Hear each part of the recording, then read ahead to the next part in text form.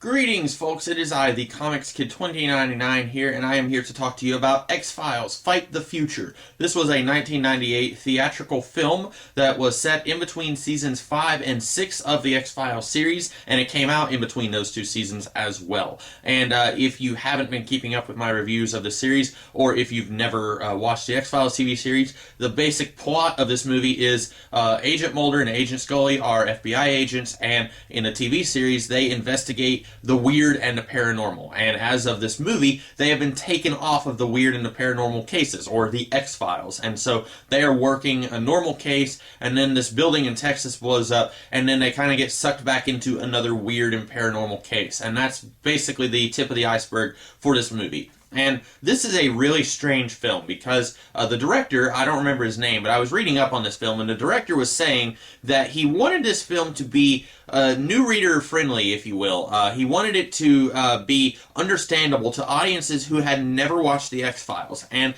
that's going to be very tricky because he also wanted the film to be acceptable to people who had been watching the X-Files. He didn't want this to just be kind of a pilot, if you will, for people who hadn't seen the X-Files and kind of a summary of the series, because if you have been watching the X-Files and you come in and this is basically just, hey, this is what the X-Files is about, you might feel cheated and let down. So he wanted this movie to kind of be a culmination of some plot stuff that was going on in the series, and also he wanted it to be new reader friendly and friendly enough to audiences who had never watched the X-Files. And as I have seen all 5 of the previous seasons of the X-Files, I'm not sure if it really succeeded in being a very good entry point to the X-Files for people who had never seen a series. I'm really not sure if it did succeed in that way, but I will say, just in the context of this movie, this film makes so much more sense than just about any other episode of the X-Files that I have ever seen. There is one scene in this movie where Mulder is talking to one of the bad guys. I think on Wikipedia they're called the Syndicate. I've always just called them the bad guys or the guys in suits. He's kind of sort of the leader of the bad guys. It's not the cigarette smoking man, but it's another guy. And I can't think of the actor's name, but Mulder is talking to him, and in the span of like 2 minutes, like the entire mythology of the X-Files is explained. And in the context of this movie, it makes so much sense. The problem that I'm going to have when I go back to the series is that things are going to stop making sense once we get back to the series. But in this movie, we're told that these guys in suits basically are reluctantly working with these aliens who are going to come to Earth. They are going to release the black goo, or the black oil, and it's going to possess human beings. And the guys in suits were always under the impression that they would just be mind-controlled slaves of the aliens. And presumably, the guys in suits thought that they were going to have a little bit of immunity to this disease, while everyone else who didn't know that the aliens were coming were going to be full-on slaves. Presumably, that's what they were doing. And we find out in this movie that the black goo, or at least the original black goo that's like 35,000 years old, it doesn't just possess people, it actually creates a new entity. It kind of sort of looks like Venom from the Spider-Man movies, although we don't really get a good look at it. We just get a few brief glimpses at it at one point in the movie. And so that's kind of their goal. And then Mulder, of course, his goal is to expose these guys and say, hey, look, the aliens are coming. And presumably, his secondary goal is to stop the aliens from coming, although that never seems to be on his agenda. He only seems to care about telling everyone that these people know that aliens are coming. And if he does have a plan to stop the aliens, he probably doesn't have the means to do it. But it makes so much more sense when it's explained in this movie than it ever makes sense in the series itself. And like I've mentioned in some of my reviews, this series loves to contradict itself, where like in earlier seasons, the cigarette smoking man, it really seemed like he was really trying to get Mulder kicked out of the FBI, or at the very least off of the X-Files. And then in later seasons, it's almost like he's amused by Mulder, and he wants to keep him in the X-Files just to see how far Mulder can get before he actually gets to the truth. Then in this movie, it seems like the cigarette smoking man is like kind of scared of Mulder. He's like, okay, Mulder knows too much, and the X-Files are being reinstated. That's a spoiler. That happens at the end of the movie. I'm not sure how that's going to fit with Season 6 or not, if we're going to get into Season 6 and the X-Files are already reinstated, or if we're going to get an episode or two where they're not reinstated, and we're going to have to, see the reinstatement from Mulder and Scully's point of view. I'm not really sure about that. But this movie makes me think. I've said several times in these reviews that I really wish the X-Files had taken itself less seriously and had done a lot more funny episodes. I've said that 2 or 3 times already.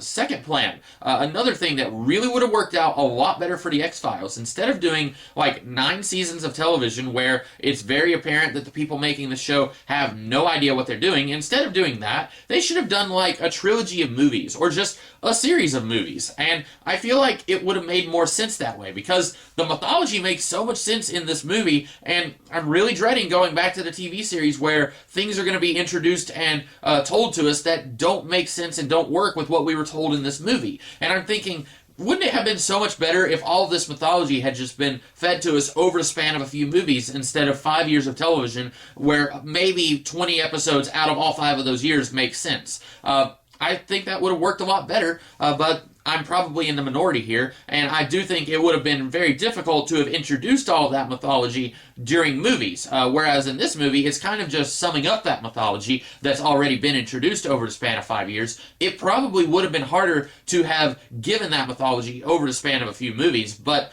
I think they could have made it work. They make it work here, or at least they make it work better than it does in a TV show.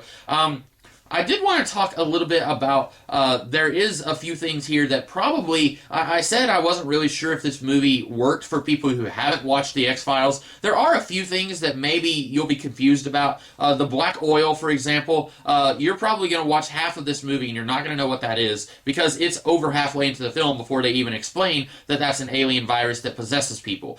You probably would be a little confused by the first 15 minutes of the movie if you haven't seen the TV series. And also, there's one scene in the movie where Mulder and Scully are in this big greenhouse where these bees attack them, and that's a reference to an episode where there were these clones and they were growing corn and there was bees in this house. I don't even remember what the plot of that episode was. It had something to do with one of the times where Mulder's sister maybe came back, but I don't really remember how the bees factored in. Here, we're told that the bees actually administered this black goo virus to human beings, or they administer a virus. It may not be the black goo, it may be some other kind of virus, but that was here, and you might be a little confused about that, and I only say that because I was a little confused about it, and I've seen 5 seasons of The X-Files. Overall, I really liked the relationship between Mulder and Scully here, and if you're one of those people, you watch the series and you can't wait for those 2 kids to get together, you're going to be a little disappointed here, because we have an almost kiss. We have these 2 leaning in to kiss each other on the lips, and then it doesn't happen. A bee comes in and kind of says, nope, I'm shutting that one down. And that's okay, because I'm sure it's going to be like another 500 years before these 2 do get together. The series has been teasing it for a very long time. There was an episode in season 1 where one of Mulder's ex-partners, who was part of Scotland Yard, or ex-friends or whatever, was dancing with Mulder, and Scully comes in, and she looks super jealous. And I was thinking, wow, if we're doing jealous Scully already in season 1, I wonder how soon it's going to be before these 2 start dating. And here we are now, it's been 5 years and a movie, and they still haven't started dating. So who knows when that'll happen, but they almost kiss here, so if this series was good, then we would jump into a relationship very soon. At like the beginning of season 6, one of them would say, hey, can we talk about our feelings? We almost kissed. They should do that. I know they're not going to. I know it's going to be like a really long time, because this series loves to drag things out, like the mythology of the series and also the relationship between these 2 characters. But I do love the back and forth that these 2 have with each other, even though we don't actually get to see these 2 get together, which is something that I'm kind of like, okay, when is this going to happen? I'm kind of anxious for it to happen. At the same time, I really do love the platonic relationship that these 2 have in this movie. And I like it in the series too, but I think I like it more in this movie than I have in most of the series so far. Other than that, I don't have a heck of a lot to say. There is some stuff here. John Locke from Lost, he's in this movie. He plays an FBI agent who's part of the bomb squad. And I was a little confused by him because they evacuate this building that I'm still not entirely sure why they were trying to blow up this building anyway, because we're later told that there were 4 dead bodies already in the building. And I must have missed why they wanted that building blown up. But the bad guys, the people that the cigarette smoking man works for, they wanted that building blown up. and I'm still not entirely sure why. And apparently John Locke actually worked for the bad guys because once they allegedly had the building evacuated, he just sits down in front of the bomb and is just staring at it waiting to die. I wasn't really sure why he did that. They explain that he's a bad guy, and at one point at the very end of the movie they say, oh, some evidence has popped up that this guy might have been complicit in this bomb blowing up, but they never tell us what that evidence is. I'm still not entirely sure why he was working with the bad guys. That's something that it may have been explained some point in the movie, but I didn't catch it if it was. And that might be something I just have to watch it again to find out. But overall, I thought it was a pretty good movie. It's a really good, if you haven't seen the first 5 seasons of The X-Files and you just want to jump in like here, I would say for the most part, this is a really good place to jump in. And then you can just start with season 6. I don't know if season 6 is any good, but this would be a good place for you to jump in if you don't want to watch 5 seasons of mediocre to awful television. So those are my thoughts on X-Files Fight the Future. I hope that you guys liked this video. If you did, be sure to like, share, comment, and subscribe. And I will do a review of X-Files Season 6 in a few weeks, probably. I'm not really sure when that one is going to be coming out. And then I'll probably do a review of Season 6 if I have something to say. And in the meantime, I hope you guys have a great rest of the day, and I'll catch you later. Have a good one.